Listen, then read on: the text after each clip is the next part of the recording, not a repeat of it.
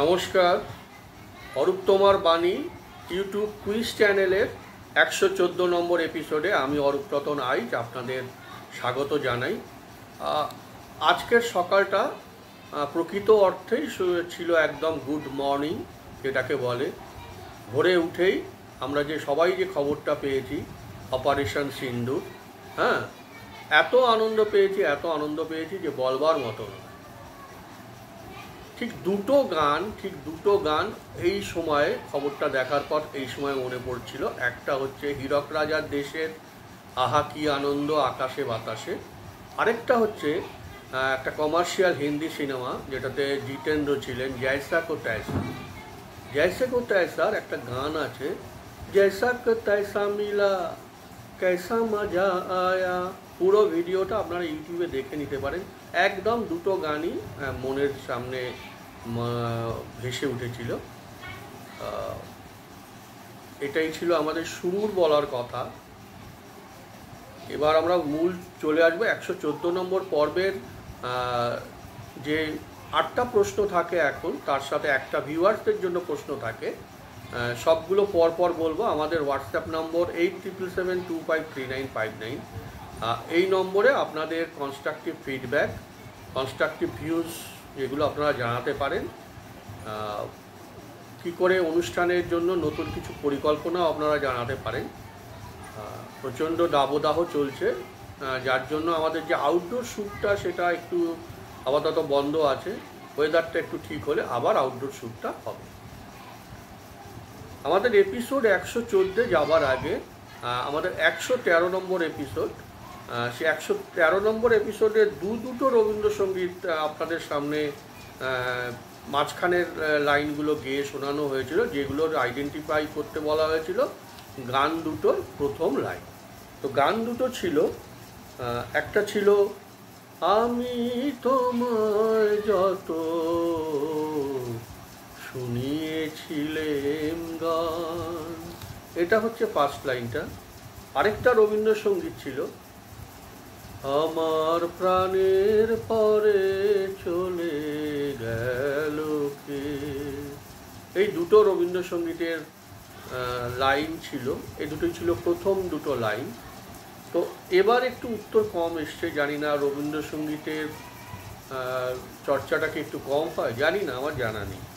তো এবার একটু কয়েকটা উত্তর কম এসছে। প্রত্যেকবার যখন আধুনিক গান বা হিন্দি সিনেমার গান হয় দেখেছি যে অজস্র উত্তর আসে। তো আমরা তো মাত্র 7টা উত্তর বলি, এবছর সেগুলোও করা যাচ্ছে না, মাত্র 5 জন উত্তর দিয়েছেন সঠিক উত্তর। অনেকে আবার একটা গানের উত্তর দিয়েছিলেন, সেটা তো বলা যাবে না। যারা দুটো গানেরই সঠিক উত্তর দিয়েছেন তাদের মধ্যে প্রথমে আছেন কোন্নগর দেবমাল্য লাহিড়ী, খড়দার বর্ষা মজুমদার, বাঁকুড়ার নিমাই পাল, পশ্চিম মেদিনীপুরের বিজন সামন্ত এবং ব্যারাকপুরের নিলয় পাজা। এই 5 জন এইবারের সঠিক উত্তরদাতা। এবার আমাদের 114 নম্বর এপিসোডের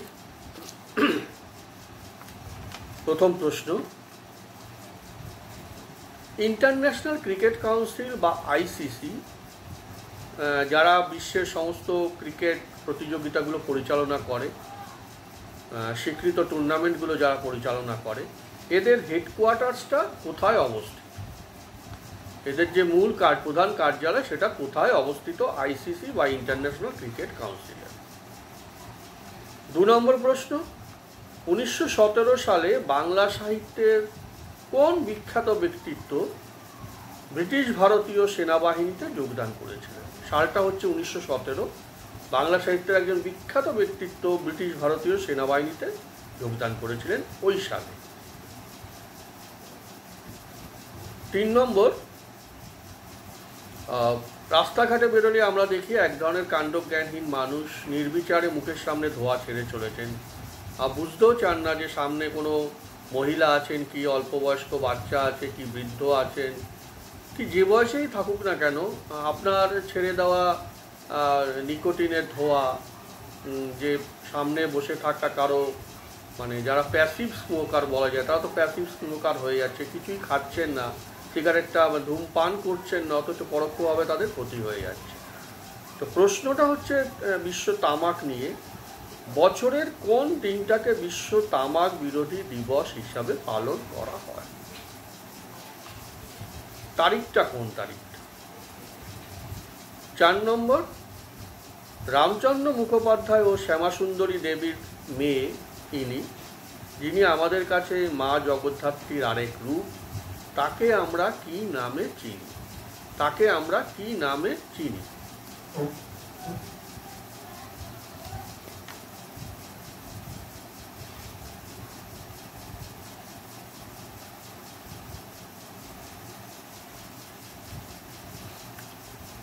পাঁচ নম্বর, 4 1 2 3 4, 5 নম্বর, ভারতে প্রথম কবে এবং কাদের উদ্যোগে মে দিবস পালিত হয়? কিছুদিন আগেই গেছে, আপনারা জানেন 1 মে তারিখটা হচ্ছে মে দিবস। তো ভারতে প্রথম কারা এই মে দিবসটা পালন করেছে?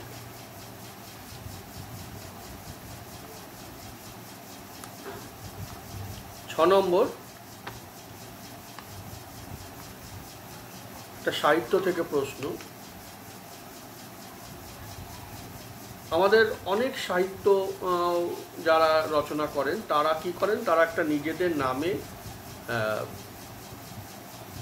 লেখালেখি করেন, কিছুটা অর্থে আরেকটা ছদ্মনাম নেন, সেই নামেও কিছুটা লেখালেখি করেন। বলতে হবে বিকর্ণ। বিকর্ণ এই যে ছদ্মনামটা, এটা বাংলার কোন কথা সাহিত্যিকের ছদ্মনাম বিকর্ণ?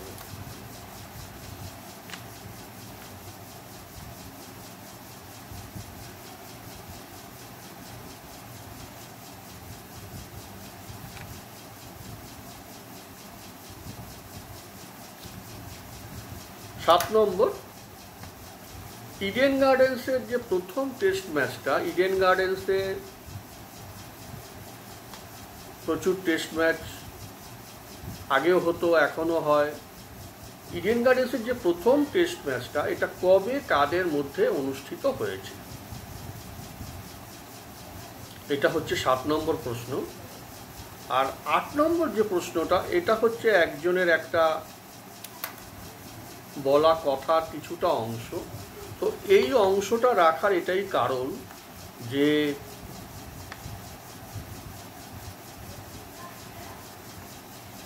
না, ওটা নয়, একটু পরিবর্তন হচ্ছে। 8 নম্বর প্রশ্নটা হচ্ছে 3 জন স্পোর্টস পার্সন, একজন অ্যাথলিট বেন জনসন, টেনিস খেলোয়াড় মারিয়া শারাপোভা এবং ফুটবলার ডিয়েগো মারাদোনা, এই 3 জনের মধ্যে একটা কমন আছে। এই কমনটা কি?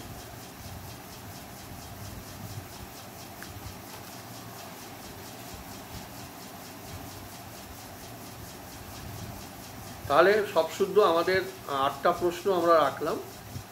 কিছুক্ষণ পরেই আমরা এই সব কটা প্রশ্নের উত্তর বলবো। তার আগে চলে যাব 114 নম্বর এপিসোডের গানের যে প্রশ্নটা থাকে, গান আইডেন্টিফাই করার যে প্রশ্নটা থাকে, সেটা প্রশ্ন।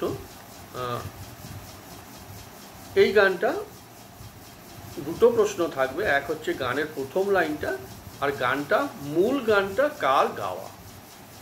নদী যদি হয় রে ভরাট, কানায় কানায়, হয়ে গেলে শূন্য হঠাৎ, তাকে কি মানায়?